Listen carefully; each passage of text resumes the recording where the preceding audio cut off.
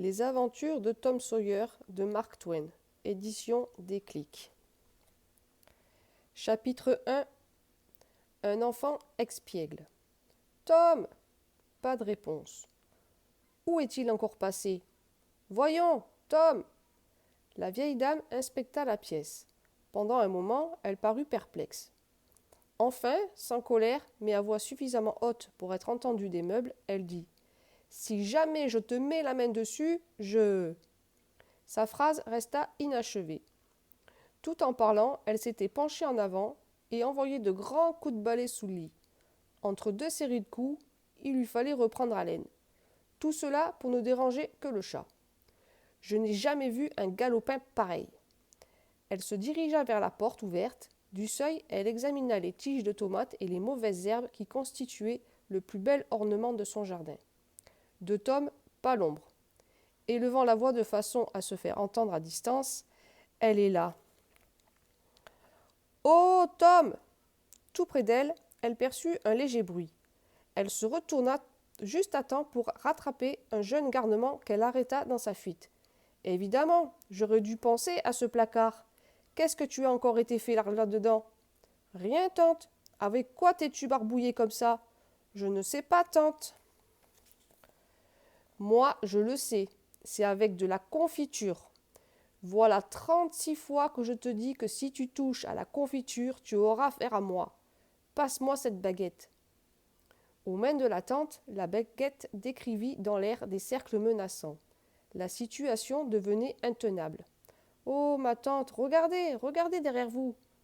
La vieille dame fit brusquement volte-face. Le gamin s'échappa, escalada la haute clôture en planche et disparut de l'autre côté. La tante Polly resta un moment tout interloquée. Puis elle prit le parti de rire de l'incident. « Diable de gosse! Et toujours je m'y laisse prendre. Dieu me pardonne. Je ne remplis pas mon devoir vis-à-vis de cet enfant. Qui aime bien, châtie bien, la Bible a raison. Mais il est le fils de ma chère sœur qui n'est plus, la pauvre. Et je n'ai pas le courage de le corriger.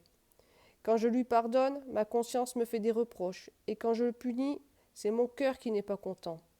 Il fera sûrement l'école buissonnière cet après-midi.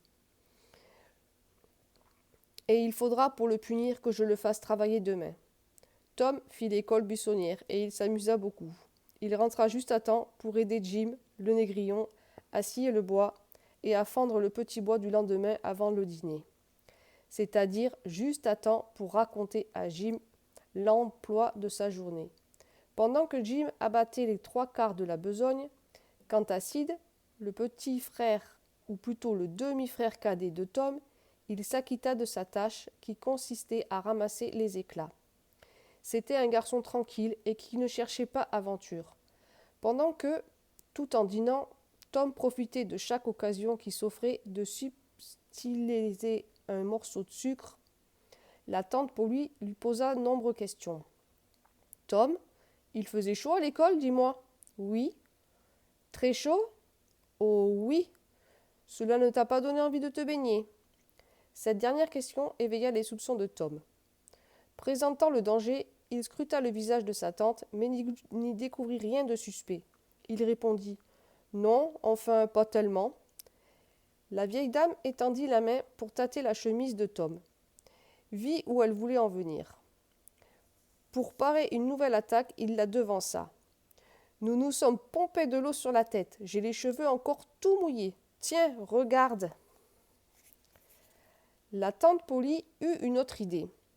« Tom, pour qu'on te pompe de l'eau sur la tête, tu n'as pas dû avoir besoin d'enlever le col de ta chemise, là où je l'ai cousu. Dis-moi, déboutonne ta veste. » Tom déboutonna sa veste. Le col était bel et bien cousu à la chemise.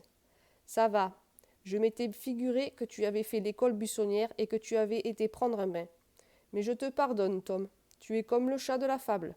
Moins mauvais que tu n'en as l'air. Va pour cette fois. » Par malheur, Sidney intervint. « Mais, ma tante, vous lui avez cousu son col avec du fil blanc, et maintenant, il est cousu avec du fil noir. »« Oui, bien sûr. J'avais pris du fil blanc, Tom. » Tom s'était esquivé sans demander son reste. Arrivé à la porte, il se retourna. « Sid, tu me payeras ça. » Une fois en sûreté, Tom retourna les revers de sa veste sous lequel étaient piquées 2 grandes aiguilles, l'une garnie de fil blanc, l'autre de fil noir. Sans cet animal de Sid, elle n'aurait jamais vu le truc. Au bout de 2 minutes à peine, il avait oublié toutes ses mésaventures. Un intérêt nouveau les éclipsait et lui faisait momentanément perdre la mémoire. Une nouvelle façon de siffler à laquelle il était impatient de s'exercer. C'était une espèce de gazouillement d'oiseau, une sorte de roulade imitative obtenue pendant le sifflement par les contacts de la langue sur le palais à intervalles rapprochés. Tout lecteur qui se rappelle avoir été jeune saura ce que je veux dire. Tom y mettait tant d'applications qu'il ne tarda pas à acquérir une véritable maîtrise en la matière. Son esprit ressemblait à celui d'un astronome qui viendrait de découvrir une nouvelle planète. Les soirées d'été sont longues, la nuit ne tombait pas encore. Tout à coup, Tom cessa de gazouiller. Un garçon un peu plus grand que lui venait à sa rencontre. Dans les rues du pauvre et paisible petit village de Saint-Pétersbourg, un nouveau venu, quel que soit son âge, faisait sensation. Et ce jeune homme était bien habillé un jour de semaine. À lui seul se faisait constituer déjà une rareté. Il avait un air de citadin qui eut le don de provoquer l'exaspération de Tom. Ni l'un ni l'autre n'ouvrait la bouche. Si l'un avançait, l'autre avançait, mais de côté, de sorte qu'ils tournaient en rond. Ils finirent par s'empoigner et roulèrent dans la poussière, cramponnés l'un et l'autre comme 2 chats. La mêlée eut une fin, et du brouillard de la bataille, Tom émergea à califourchon sur son adversaire, qu'il martelait de coups de poing. « Que cela te serve de leçon, avant de te moquer du monde, tâche de savoir à qui tu as affaire, dit-il. » Tom rentra tard ce soir-là, et, quand il essaya de passer par la fenêtre, il tomba dans une embuscade tendue par sa tante. Lorsque la vieille dame vit dans quel état étaient les vêtements de son neveu, elle n'hésita plus, et la résolution qu'elle avait prise de transformer le congé du samedi après-midi de Tom en une demi-journée de travaux forcés devint inébranlable.